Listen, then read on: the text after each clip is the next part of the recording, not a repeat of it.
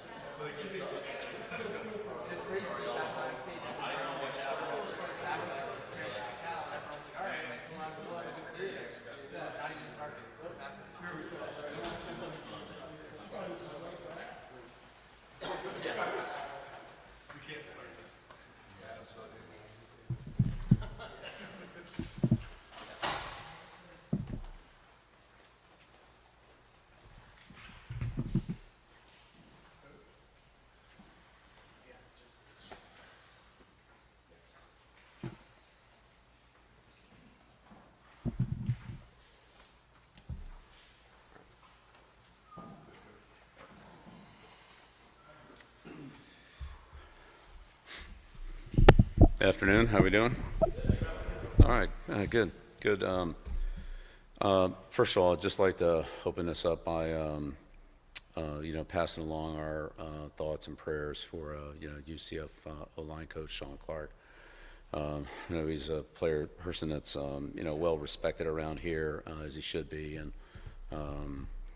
I've dealt with those type of situations during the season on the staff before. They're very, very difficult for everyone, players and coaching staff. So, our thoughts to Coach Frost, his staff, and the team there. I know they're going through a lot. On our end of it, excited to get started here on UCF. This is a kind of an interesting game. They played a couple games. They've had a bye week. They have a lot of transfers, which if anybody can relate to that, we can. Their coaches are all from kind of different spots. The defensive coordinator, Grinch, and then Alomar from Rice, and then Coach Frost from, Nebraska to UCF when he was there before. So just kind of putting all those things together. I'm sure that they've had a little bit of time to, with the bye week, work on some things they need to work on, fine-tune some things, and probably, come up with some things that'll give us problems like they usually do. So, we got to work that out for us. It's a, good football team. They have a lot of talented players. They're very well coached. Scott, of course, I go back. I can't believe it's been, over 30 years. Over 30 years since we were together at the Jets. He was drafted, he played quarterback at Nebraska, and we drafted him as a defensive back. So, he was a safety for me, and really smart guy, tough, big kid for a quarterback. He was a big safety too. And, really had a great aptitude for the game, both offensively, defensively, and played in the kicking game as well. So he has a lot of experience as a player and certainly as a coach, both at, UCF and Nebraska. So, ton of respect for Scott and the program that he runs and the people they have down there. And again, a lot of skilled players. They got some probably some outstanding players that'll be, have a great future. Montgomery, the run back, so, terrific player, and, on the defensive line, I got three guys that are really a problem. And so, it'll be some tough matchups for us. So we'll start getting ready for them and, try to have a good week and, be ready to go. But, UCF's a good, talented team and they're well coached. So, and they've been very explosive in the kicking game, both in the return game, blocking kicks, blocking punts, almost blocking them, blocking field goals, returning punts, returning kickoffs. They've been, productive in all phases of the game. Hey, Bill, West Coast, Tar Heels 24/7. Just first, I know you touched on it a little bit, but just Scott Frost, and what do you remember about him as a player specifically? I know you touched on it a little, and then also, just how cool is it to be able to coach against someone that you coached there in New York? Right. Well, I've coached against a few people that I've had before. So, but yeah, Scott. Again, when we drafted Scott, I think it was in the third round. Again, he was a college quarterback and made the conversion to safety. So, he had a lot to learn, obviously, but he picked it up very quickly. He also played in the kicking game, and so picked that up. And he had a very good feel for defensively, what the offense did. What the quarterback was looking at and kind of what the quarterback read and things like that. So, for those players that have flipped from one side of the ball to the other, having that experience, especially as defensive back, having played quarterback, is a big advantage. So, but Scott was a hardworking guy. He was smart, and again was very versatile as a football player to be able to play in all three phases of the game. You don't see that very often these days, where guys can legitimately line up in all three positions. And then really quick, we talked to Jamie Collins last week just about his coaching philosophy and how he got to this point. What made you confident that he would be a really good fit here to coach the linebackers, and what have you seen from him so far since getting here, just as a coach and developing? Yeah, I think the transition from playing to coaching is always an interesting one, and Jamie's done a nice job both in the recruiting side of it and in the coaching side of it. It's a little bit of a different lifestyle, but he's adapted to it, well, and he brings that, having not been a player, Jamie brings the playing perspective that, that I don't have, or Natrone Means brings that too, the playing perspective, NFL playing perspective, but, obviously college as well, but, that I don't have that kind of experience in being in a Division I program as a, big time player. So I think those people really add a lot of balance to our staff from their perspective of, what it takes, how hard it is, and balancing all the things that come with being a D1 student athlete. It's not easy, and they've done it, and they've done it very well. So, it's good to have him, and like I said, him and Natrone, people like that on the staff. Next to him on the right, Coach. Hey, Bill, Michael Coe, WCHL.com. We're going to talk to two players later today, and Daniel and Melcart, who are both from smaller schools and lower divisions. Do you like rostering and signing players who come from, smaller programs, smaller leagues? It seems like sometimes those guys can have extra grit or an extra chip on their shoulder to prove something. Yeah, well, I'm just partial to good football players. It doesn't really matter where they come from. If they can help our team and our program, and they're good teammates, then, I definitely like having them. Both those guys have done a good job on that. One of my former coaches, Coach Daniel, and so, that was, very insightful. But, he's improved a lot since he's been here. He's a big, strong guy, but his footwork, his technique, his conditioning, he's put a lot into it. And you can see really the improvement that he's made. Really in the last few weeks, it's kind of jumped out, and he's playing good football for us. And Melcart, same thing. He's worked so hard since he's been here. He's improved. Feels like every single day, going all the way back to February, March when we started spring ball. He just keeps getting better and better at little things, and developing little techniques that he uses at the right time. He's very instinctive. Does a good job of doing the right thing at the right time. And so yeah, those two guys have been great. They've worked really hard and improved a lot. Front row on the left. Hey, Coach. Grant Sesher, Arizona side. When you look at your defense now compared to the start of the season, how confident are you in what they're doing and the progress that they've made? Well, we've definitely made a lot of progress. Our fundamentals are better. We're more consistent in our run fits and our coverage adjustments and things like that. Are we there yet? No, of course not. We have a long way to go, but so definitely making progress. And I think as those players play together and they have more confidence in each other, and our communication improves with different adjustments and challenges the offense gives us, they don't want to make it easy for us. So, we have to handle the hard things, but we're doing better at that. It's getting better, and, we'll see. I mean, look, Coach Frost is, I think they led the nation in scoring when he was at UCF the last time. They threw up 60, however many points it was last week. They're very explosive, so we'll see how we're coming along this week. But definitely getting better, and not just the linebackers, but I'd say the entire unit, the defensive backs, the defensive line, just the communication between those different levels of the defense. Sometimes communicating on the same level is that's part of it, because we're all sort of doing the same thing, but then communicating with the guys in front of us or behind us is sometimes a little more challenging, but they're all important. So we stress all of it, and we're definitely getting better. Right next to him. Yeah, Jeremiah Holloway with Inside Carolina. You touched on it a little bit after the game. One thing you were talking about when it came to the passing game, and Gio, you were saying he was getting more comfortable and things like that with the offense. One thing you also mentioned was timing. How do you kind of work with him? You and the staff kind of work with him when it comes to the, timing element from the offensive standpoint. How much of that just comes from just the more game time you get now since we play 3 games? How much do you kind of help him with that?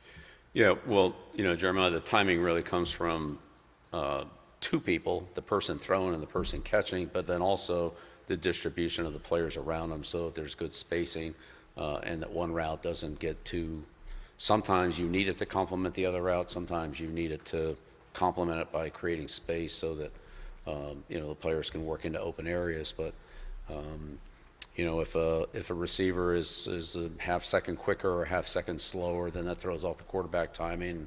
Sometimes the quarterback has to, move around a player to throw the ball into an open lane or avoid a rush or whatever. And so those things, just those little things can be the difference between, a big play and an interception, honestly. So there's no, I would say, magic wand to it. It's just doing it over and over again and having that confidence where you can, as a quarterback, let the ball go just a split second early because the receiver is going to, you can anticipate that he's going to be in that spot. And that split second is, as I said, huge, especially in tight coverage situations like third down, red area, and tight man-to-man coverage. So there's no way to, like I said, to wave a wand on that. That just comes from repetitions and doing it over again against, different looks and getting that confidence that, and the same thing for the receiver, that I know is that, right, and when I make this step, that ball is going to be on me, and I got to get my head around and look for it. And so you just build that through repetition. So, again, we're not there yet, but I feel like we're getting closer each week, and things come up in the game or things come up in practice that we correct or talk about and say, okay, here's how we're going to do this. And then we do it, and then we gain confidence in it, and then hopefully we'll be able to do it again in game situations. Super quick follow-up, if I can. You mentioned the confidence element. To what degree do you kind of see that in the quarterback? Just confidence when it comes to when he throws, just in the pocket. Like how much as a coach can you just see that? Well, when the ball comes out on time, there's confidence, and so I think a couple of the Geo's throws, like to Jake, came out real quick. They got there, just in time, and Jake was able to, squirt forward for a first down a couple times. Things like that, where if you just hesitate another split second, maybe it makes a catch, maybe he doesn't get that extra 2 yards for the first down, things like that. So those are, just there's a difference between anticipating the receiver being open and then seeing him open and then throwing the ball. A lot of times it's too late. And if you can anticipate that, the receiver creating separation and getting open, then you hit him. If you wait till he gets open, a lot of times that window closes by the time you get him the ball. Right next to it, Coach. Rob Baxley, All right. Field Observer. Bill, how have you seen Melcar evolve as a leader? He was one of the first guys y'all got out of the portal in December. As that work in practice has led to production on the field, how have you seen that kind of grow and evolve? Yeah, Melkar's a little bit of a quieter guy, but very well respected because of his work ethic, his toughness, and his consistency. He just shows up every day, gives you his best. You can count on him. His teammates have a tremendous amount of respect for him, and he's had great production. So, his leadership really comes from his day in and day out performance and toughness and reliability, and really that's what I think we all want in our teammates. I think a player wants that from a coach. I think a coach wants that from a player. Players want it from each other. Like that's what gives you a good team, is when you can count on your coaches, your teammates, the other people that you're working with to give you their best every day and show up and be ready to go. And he certainly does that. It's in the weight room, in the meeting room, out on the field. He's always ready to go, works hard, and shows steady improvement. Second from middle. Ryan Murphy, WRAL. There. You started with Coach Clark at UCF. I wonder, especially in college football, it's a 24-hour day job, right? 12 months a year. How do you take care of yourself? How do you take care of your coaches? How do you make sure that they're not, stressed to the point of being unproductive while trying to manage everything that you guys are trying to manage? Yeah, it's a great question, Brian. That's yeah, at some point you just have to realize there's a point of diminishing returns, and a lot of times a good night's sleep's better than a few more hours of less productive time. It's a long season, and you got to pace yourself through the season. I think that's important, that you don't get worn out in training camp, and then aren't able to sustain it during the season. But there's a pace and there's an experience level to it, and just try to, I would say, get off to a good start.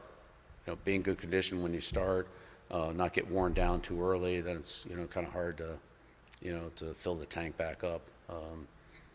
But it's kind of a little bit of a personal thing. Our training staff, Luke and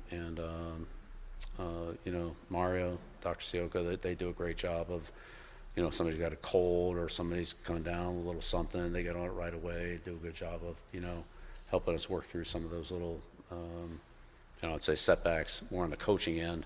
Players have they deal with that too, but, a lot of times more physical injuries, usually the coaches deal with get a cold, get a sore throat, the flu, whatever it is, sometimes those can bog you down. They do a good job of, we've already had a couple of them this year that they've, we've gotten over the hump pretty quickly on it, so we have a good staff.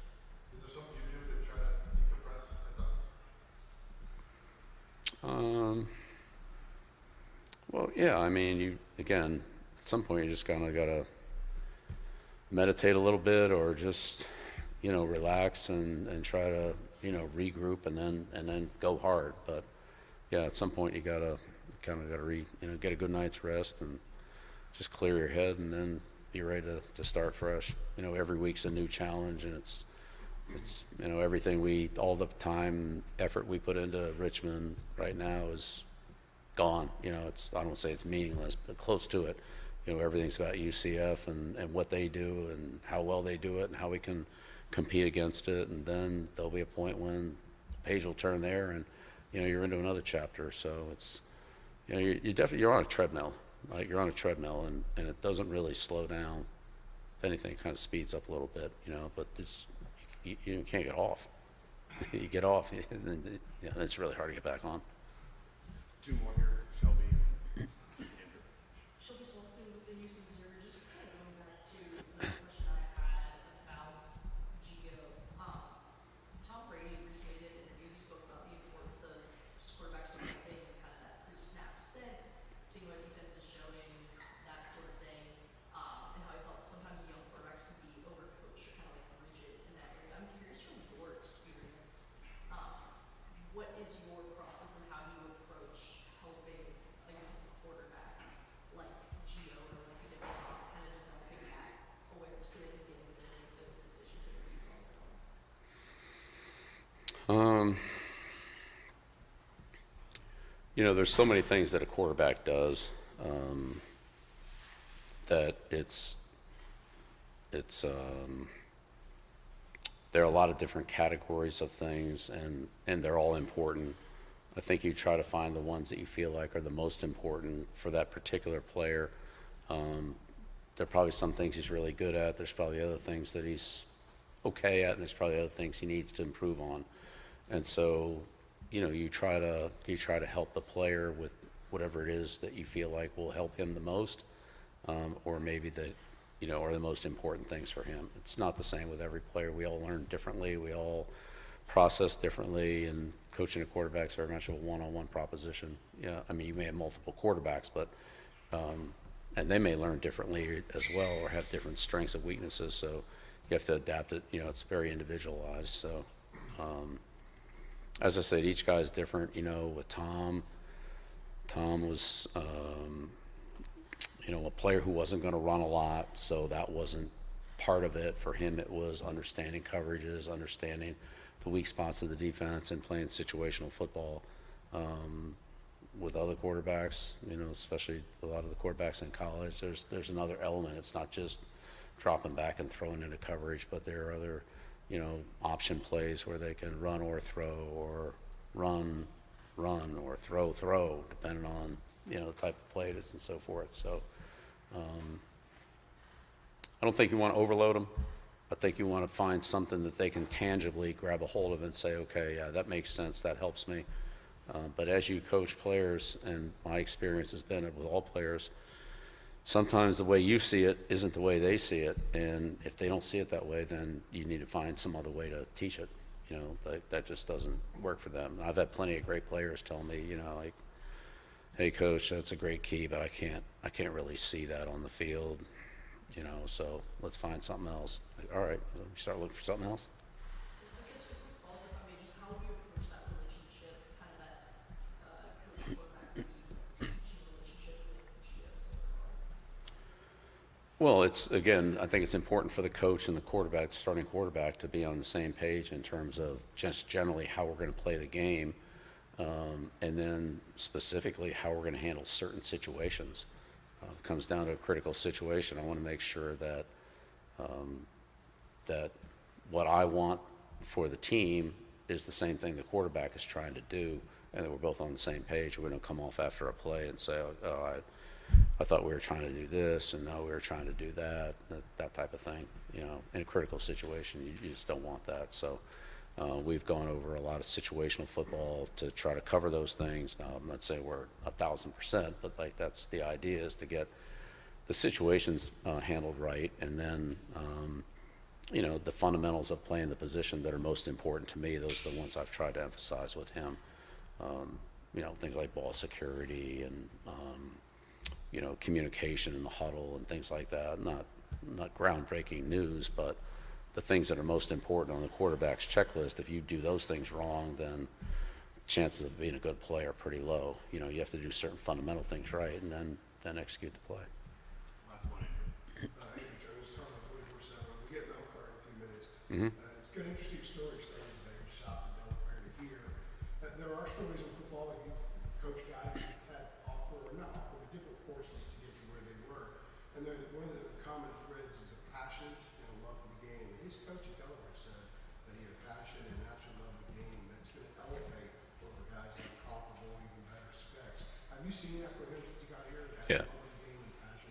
Absolutely. Yeah, I think I said earlier, really hard worker every day, you know, shows up every day ready to go, has things he wants to accomplish, or we identify things that we're going to get accomplished today, and he does those and then builds on them. You know, sometimes you feel like, you know, you're repaving the road over and over again. You know, we covered this, and then 2 days later you go back and cover it again, and 2 days later you go back and cover it again. It's like, you know, when can we move on? But with him, it's been like just continuous progress. You know, he gets things, and then there's things that happen that he needs to work on, and then he works on those, and we move on to something else. So, you know, at the position he plays, defensive end, there are a lot of things that can happen, particularly at the end of the line of scrimmage, you know, with run force and pass rush and scrambling quarterbacks and RPO plays and counters and pullers and crack blocks and everything. I mean, it's a lot of possibilities and things you have to work out, and it depends on what coverage you're in or what your assignment is, how you would play each of those. So it takes a lot of work, and you know, he's really done a good job of that. I mean, for somebody who's only been here, you know, less than a year, you know, he's made tremendous improvement. As a quick follow-up to that, how do you gauge passion and love of the game? Because a lot of guys they're built like they should be great football players. They don't have the love of the game. It doesn't take them to the next level. How do you gauge that when you're either scouting a guy from the NFL or now you're looking at him to come here? Yeah, that's the day after day consistency. You know, if you really love it, it doesn't feel like work. You know, you want to come, you want to do it, you know, you want to be engaged in it, just like, you know, hobbies and other things like that we all have. If you really love what you're doing, it doesn't feel like work. You want to put a lot into it. It feels like work, and it feels like, well, if I can find something else to do, I'll do that, so I don't have to, well, then this probably is not the right place for them, because, you know, football is important, and we put a lot into it, and their teammates put a lot into it, and so for somebody who doesn't do that, then it's, you know, kind of disappointing. And probably somebody else is going to come along that's going to want to invest more in it and commit to it more. So how do you gauge that? It's a very unscientific process. Yeah, you do the best you can, and sometimes you talk to people who have interacted with those players, student athletes, whatever they were, and what their gauge of it is and what your gauge of it is maybe not be the same thing either, you know. So I've definitely talked to coaches that have told me that, you know, this player's, you know, a really hardworking player, and he's, you know, you can't wear him out, and all he cares about is football and all that, and in a different program, that wasn't the case at all. So I don't think I was being misled. I just think it was a different situation that it was, for whatever reason, just wasn't the same for that player. So you do the best you can, but ultimately, like I said, it's a very unscientific process. All right. Yep. Thanks. Thanks, Bill. Appreciate it. Thank you. Thanks, Bill. You're welcome. Thank you.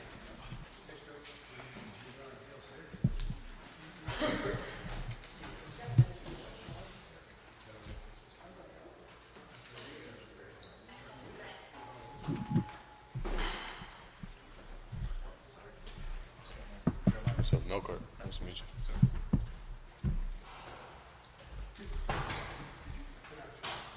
Yeah, Melkart Abu Jaude. A good way to think about it is Jawdeh. Hi, Melkart. Nice to meet you. Israel.